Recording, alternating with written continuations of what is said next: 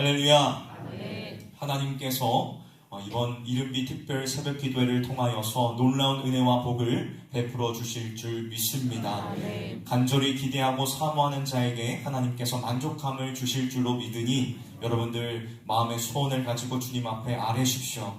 그러면 새벽에 도우시는 하나님의 손길이 여러분의 삶 가운데 있을 줄 믿습니다. 네. 오늘 말씀의 제목은 소망의 하나님을 바라보라입니다. 우리는 살아가면서 수없이 희망이라는 단어를 사용하지요. 언젠가는 좋아지겠지, 이번 일만 잘 해결되면 괜찮을 거야 라며 스스로를 잘 위로합니다. 하지만 엄밀히 말하자면 이것은 희망이 아니라 막연한 기대이거나 긍정적인 자기 암시에 불과합니다.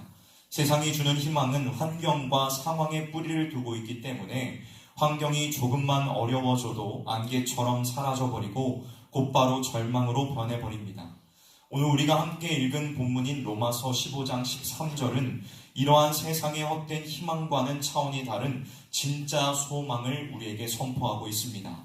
이 말씀을 기록할 당시에 초대교회 성도들은 로마의 압제와 내부의 갈등 속에서 인간적인 시선으로 보았을 때에 단 한 줄기의 빛도 찾을 수 없는 절망적인 상황에 놓여 있었습니다. 그러나 사도 바울은 그들에게 상황이 곧 좋아질 것입니다 라는 어떠한 형식적이거나 피상적인 위로를 건네고 있지 않습니다. 대신에 그는 성도들의 눈을 들어서 땅의 현실이 아닌 다른 곳을 바라보게 하고 있지요. 사랑하는 성도 여러분, 우리가 자주 넘어지고 절망하는 이유는 단순히 상황과 환경이 힘들어서가 아닙니다. 소망을 찾지 말아야 할 곳에서 소망을 찾기 때문에 우리의 삶은 어렵고 힘든 것입니다. 오늘 선포되어지는 하나님의 말씀 안에서 여러분의 소망의 주소를 완전히 바꾸시기를 바랍니다. 아멘. 썩어질 세상의 것들에 내 인생의 닻을 내리는 것이 아니라 영원히 변치 않는 반석 위에 소망의 닻을 내리시기를 축복합니다. 아멘. 그렇다면 오늘 우리가 붙들어야 할 그 참된 소망의 반석은 무엇일까요? 오늘 말씀을 통하여서 우리가 그것을 함께 발견하며 올 한 해 이 소망의 반석을 붙들어서 놀라운 복과 승리를 누리는 저와 여러분이 되시기를 주님의 이름으로 간절히 축원합니다. 아멘. 첫 번째로 참된 소망은 눈에 보이는 상황이 아니라 하나님께로부터 나옵니다. 아멘. 성경은 하나님에 대하여 말씀할 때에 갖가지의 표현을 사용하고 있습니다. 전지전능하신 능력의 하나님, 우리를 결코 포기하지 않으시고 먼저 찾아오시는 사랑의 하나님, 상한 마음을 싸매시는 위로의 하나님, 이와 같이 여러 가지의 표현을 사용하여서 하나님이 어떠한 분이신가를 보여주고 있지요. 그런데 바울은 왜 굳이 이 로마서의 결론 부분에서 핍박과 갈등 속에 있는 성도들을 축복하며 하나님을 소망의 하나님이라 고백하고 있는 것일까요? 이 말씀은 매우 중요한 사실을 우리에게 알려주고 있습니다. 그것은 하나님께서 단순히 우리에게 선물을 주듯이 소망을 조금씩만 나눠주시는 분이 아니라는 것을 알려주고 있습니다.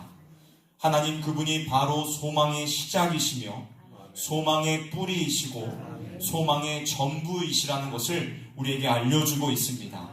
물이 수원지에서 흘러나오듯이 참된 소망은 오직 하나님께로부터만 나옵니다. 믿으십니까? 그러므로 하나님이 없는 곳에는 결코 소망이 있을 수 없고 하나님이 계신 곳에는 절망이 있을 수가 없습니다. 우리는 이 진리를 머리로는 잘 알고 있습니다. 하지만 실제 삶의 현장에서는 하나님이 아닌 다른 곳에서 소망을 찾으려고 애를 씁니다. 많은 사람들이 눈에 보이는 조건이 갖추어져야지만 소망이 있다고 착각합니다. 통장에 물질이 넉넉히 쌓여 있다거나 자녀들이 남들보다 앞서 나가거나 사업이 잘 되거나 내 몸이 아픈 곳 없이 건강할 때에 비로소 소망이 있다고 생각합니다. 물론 돈이나 건강, 자녀의 성공은 우리가 살아가는 데 필요한 것들입니다. 하나님께서 주시는 복이기도 하지요. 하지만 그것들이 우리의 믿음과 소망의 근거가 되어서는 안 됩니다. 왜냐하면 우리가 의지하는 세상의 조건들은 영원하지 않기 때문입니다. 재물도 건강도 사람의 인기도 아침 안개와 같습니다. 있다가도 사라지고 없다가도 생기는 것이 세상의 것들의 본질이라는 것이지요. 변하는 것에 내 인생을 걸면 그것이 사라질 때에 우리의 소망도 필시 함께 무너져 내릴 수밖에 없습니다. 사랑하는 성도 여러분, 하나님께서는 우리가 썩어질 세상의 줄을 잡기보다는 영원히 끊어지지 않는 생명의 줄을 잡기를 원하십니다. 그래서 바울은 12절에서 열방이 그에게 소망을 두리라 라고 선포하고 있는 것입니다. 여기서 말하고 있는 그란 이새의 뿌리, 곧 우리 구주 예수 그리스도를 말씀하고 있는 것입니다. 하나님께서는 우리에게 예수 그리스도를 보내주심으로써 상황에 따라 변하는 가짜 소망이 아니라 영원히 변치 않는 진짜 소망을 확증해 주셨습니다. 죄와 죽음의 문제까지 해결하신 예수님께서 우리와 늘 함께 하시기에 우리는 어떠한 상황 속에서도 소망을 가질 수 있습니다. 성도의 소망은 내가 무엇을 가졌느냐에 달려져 있지 않습니다. 우리의 소망은 내가 믿는 분이 누구이냐, 내가 의지하는 분이 누구이냐에 달려 있는 것입니다. 소망의 근거는 나의 형편이 아니라 나를 붙들고 계시는 하나님의 신실함이라는 것이지요. 주 안에서 사랑하는 성실의 성도 여러분, 지금 앞길이 막막하고 어두운 터널을 지나고 계신 분이 있으실 것입니다. 더 이상 내려갈 곳이 없다고 느껴질 만큼 힘겨운 상황 속에 있는 분들이 계실 수도 있을 것입니다. 바로 지금이 세상의 헛된 기대를 내려놓고 소망의 하나님을 온전하게 바라볼 때입니다. 소망의 하나님께서 나의 아버지가 되시는 한 우리의 인생의 실패란 있을 수 없습니다. 사랑하는 성도 여러분, 이제 여러분들의 시선을 땅에서 거두어 하늘의 하나님께로 고정하십시오. 자꾸만 변하는 상황을 계산하며 한숨 쉬지 말고 변치 않는 소망의 원천이신 그 하나님을, 주님을 신뢰하시기를 바랍니다. 하나님을 바라보는 그 믿음의 시선이 여러분들의 삶을 살리게 될 것입니다. 내 상황과 환경은 여전히 어둡더라도 소망 그 자체이신 하나님을 붙들 때에 세상이 감당할 수 없는 하늘의 소망이 저와 여러분들의 삶을 이끌어 가실 것입니다. 사랑하는 성도 여러분, 하나님을 바라보고 의지하십시오. 소망의 하나님을 바라보고 의지함으로 놀라운 승리의 삶을 누리는 저와 여러분이 되시기를 주님의 이름으로 간절히 축원합니다. 다음 두 번째로 믿음의 그릇을 준비할 때에 하나님께서는 기쁨과 평강으로 가득 채우십니다.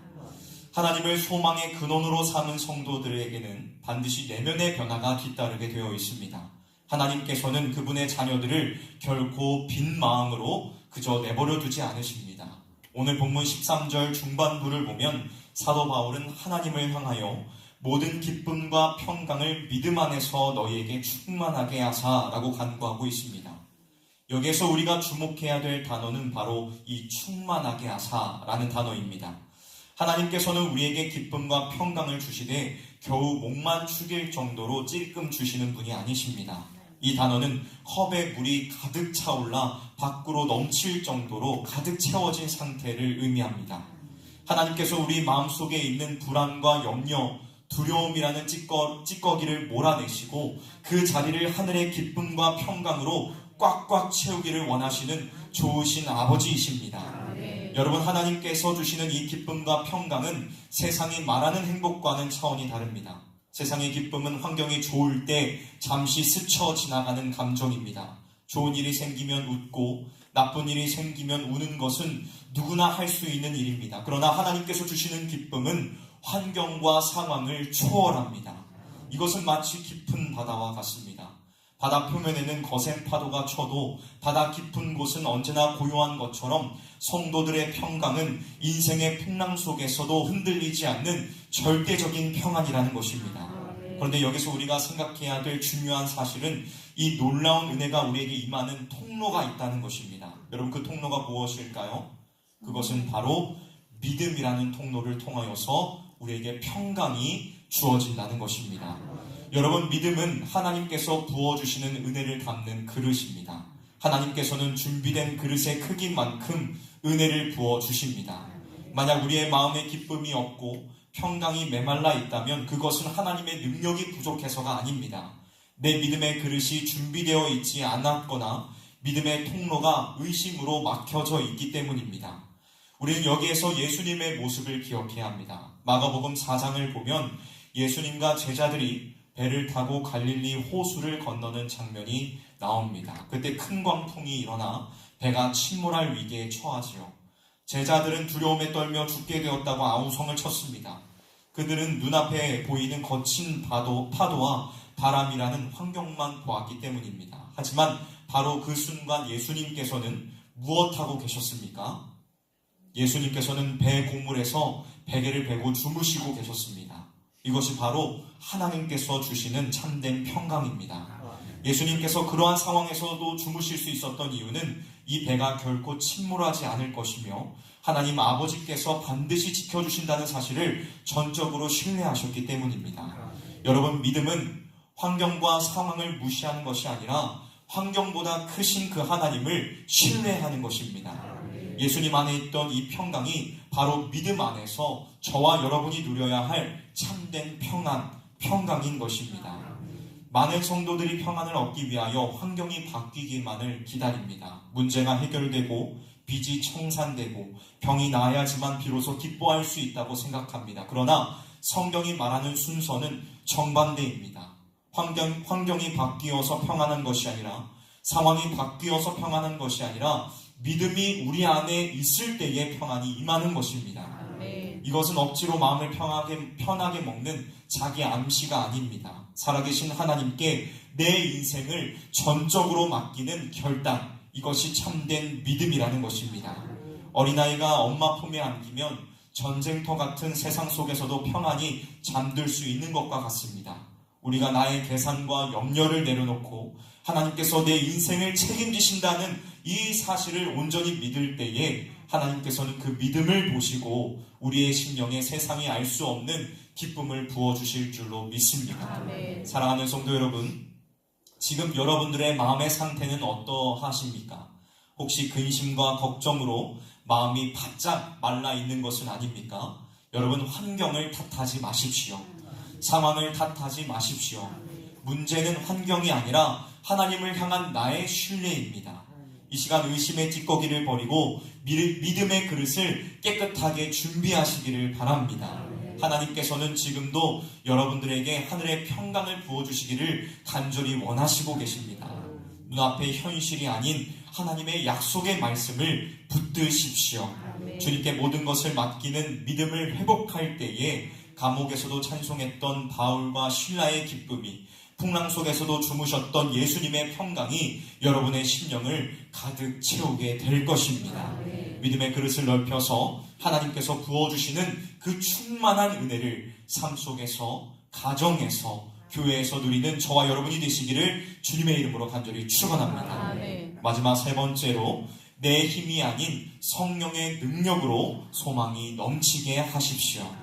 마지막으로 우리가 반드시 붙들어야 할 말씀이 있습니다. 우리가 하나님을 바라보고 믿음의 그릇을 준비했다면 이제 그 소망을 계속해서 이루어 나가야 할 힘이 우리에게 필요합니다. 사도 바울은 본문 13절 마지막 부분에서 소망이 우리에게 어떻게 이루어지는지를 명확하게 선포합니다. 뭐라고 선포하고 있습니까? 바로 성령의 능력으로 소망이 넘치게 하시기를 원하노라 라고 선포하고 있습니다. 여기에서 넘치게 한다라는 이 말은 컵에 물이 가득 차서 사방으로 흘러 넘치는 풍성한 상태를 의미하는 것입니다. 여러분, 하나님께서는 우리가 겨우 소망을 붙들고 버티는 수준이 아니라 소망이 가득 차고 넘쳐서 주변 사람들에게까지 그 소망을 흘려보내는 삶을 살기를 원하십니다. 그런데 바울은 이 놀라운 일이 우리의 결심이나 노력으로 되는 것이 아니라고 말합니다. 오직 성령의 능력으로 가능하다고 못 받고 있습니다. 우리는 인생을 살아가면서 수없이 많은 결심을 합니다. 이제부터는 긍정적으로 살아야지, 낙심하지 말고 소망을 가져야지 라고 다짐합니다. 하지만 그러한 우리의 의지는 얼마나 갑니까? 작심삼일이라는 말처럼 상황이 조금만 바뀌어지고 어려워지고 고난의 시간이 길어지면 우리의 의지는 금세 바닥을 드러냅니다. 내 힘으로 쥐어짜는 소망은 건전지에 약이 닳듯이 언젠가는 방전될 수밖에 없습니다. 사람이 만드는 긍정적인 사고방식에는 분명한 한계가 있다는 것이지요. 그래서 우리에게는 위로부터 임하는 능력이 필요합니다. 성령님께서는 우리 안에 끊임없이 하나님의 말씀과 그 약속이 기억나게 하시고 시들지 않는 새 힘을 공급해 주시는 분이십니다. 내 의지는 약해서 자주 넘어지지만 우리 안에 계신 성령 하나님은 강하십니다. 성령께서는 우리가 지쳐서 기도할 힘조차 없을 때에 말할 수 없는 탄식으로 우리를 위하여 친히 간구해 주시는 줄 믿습니다. 성경 속 제자들의 모습을 한번 생각해 보십시오. 예수님께서 십자가에 달리시던 날 그들은 두려움에 떨며 문을 걸어 잠그고 숨어 있었습니다. 베드로는 자신이 살기 위하여 예수님을 3번이나 모른다고 부인하였지요. 그들에게는 소망이 없었습니다. 그러나 오순절 마가의 다락방에 성령이 임하시자 그들은 완전히 다른 사람들이 되었습니다. 환경과 상황은 변한 것이 없었고 사람들의 핍박은 여전했지만 성령의 능력을 덧입은 그들은 죽음 앞에서도 당당하게 소망을 외치는 자들이 되었습니다. 이것이 바로 성령 하나님의 능력인 것입니다. 아멘. 사랑하는 성도 여러분, 소망은 내가 이를 악물고 버텨서 만들어내는 것이 아닙니다. 억지로 소망을 가지려고 애쓰면 애쓸수록 오히려 탈진하게 됩니다. 우리가 해야 할 일은 내 힘을 빼고 두 손을 높이 들고 성령 하나님의 도우심을 간구하는 것입니다. 노를 저어서 우리의 힘으로 바다를 건너려면 내 팔이 빠지도록 힘이 들지만 돛을 높이 올리고 바람에 맡기면 바람의 힘으로 저절로 나아가는 것과 같습니다.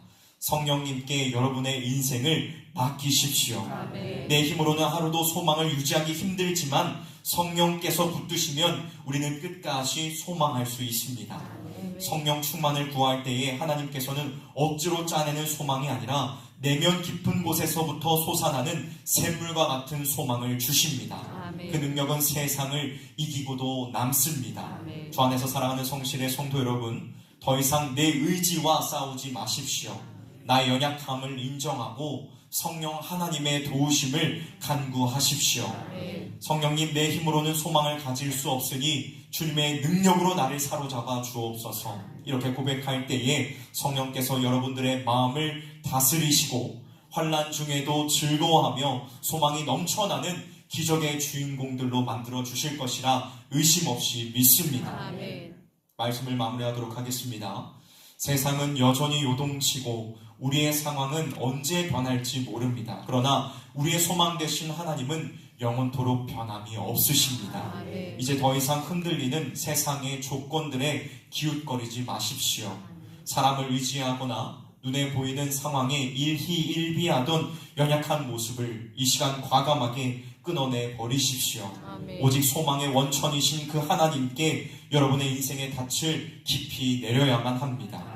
여러분이 믿음의 눈을 들어서 그 하나님을 바라볼 때에 약속대로 성령께서 여러분의 심령을 하늘의 기쁨과 평강으로 가득 채워 주실 것입니다. 아멘. 내 힘과 의지가 아닌 성령의 능력으로 절망을 이기고 세상을 이기는 승리자가 되게 하실 것입니다. 아멘. 이 확실한 소망을 품고 가정으로, 직장으로 담대하게 나아가는 저와 여러분이 되시기를 주님의 이름으로 축원합니다. 아멘. 여러분이 밟는 그 모든 땅 가운데에서 소망의 하나님이 함께 하시며 절망하는 세상 가운데 살아계신 하나님을 증거하는 복된 삶이 되기를 주님의 이름으로 축원합니다. 아멘. 함께 기도하도록 하겠습니다.